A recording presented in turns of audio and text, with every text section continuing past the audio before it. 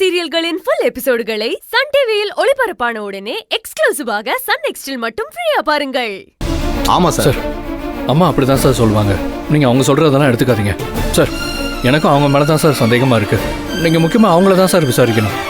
ஐயோ இல்லைங்க, கண்டிப்பா இதுல அந்த அம்மா சம்மந்தப்பட்டிருக்காது. எனக்கு அது ரொம்ப நல்லா தெரியும். சரி பரவாயில்ல விடுங்க மேடம். வீட்டு வேலைக்காரன், காய்கறிக்காரன், கார் டிரைவர், இப்படி யாரையாவது விசாரிச்சாதான் உண்மையான குற்றவாளியை கண்டுபிடிக்க முடியும். சரி, அதனால நீங்க ஒன்றும் ஒரி பண்ண தேவையில்லை மேடம், நான் பாத்துக்கிறேன் மேடம். சார் அவளை போய் நீங்க விசாரிச்சா போதும் சார், உண்மை தன்னால வெளியே வரும்.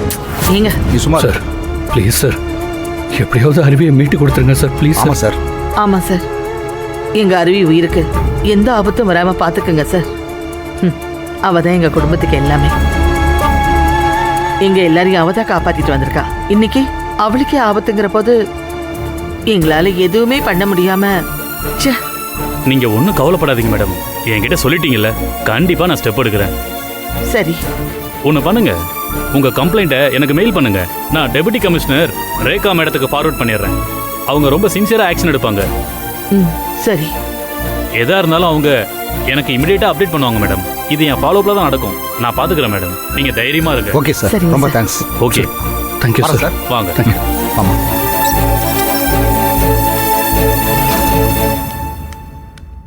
ஐயா, அவர் என்ன தப்பு பண்ணாருன்னு ஸ்டேஷனுக்கு கூட்டு வந்திருக்கீங்க. அவரை தயவு செஞ்சு விட்டுடுங்க ஐயா. இதை பாருமா, காரணம் இல்லாமல் உன் புருஷனை ஸ்டேஷனுக்கு கூட்டு வந்திருக்கோம். உன் புருஷன் டிரைவரா வேலை பார்த்த வீட்லயே திருடி இருக்கான்னு சந்தேகப்படுறோம். அதனாலதான் உன் புருஷனை உள்ள கொண்டு வந்திருக்கோம்.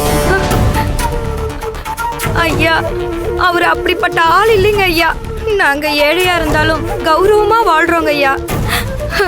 தயவு செஞ்சு அவரை விட்டுருங்க ஐயா. இங்க பாருமா, இவங்க முதலாளி வீட்டுல 30 பவுன் நகை திருடு போயிருக்கு.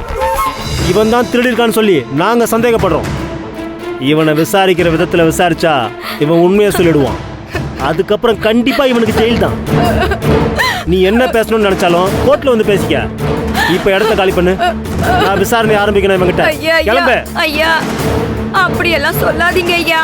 எங்க குலதெய்வம் மேல சத்தியமா சொல்றேன், என் புருஷனுக்கு திருடுற பழக்கம்லாம் இல்லைங்க ஐயா.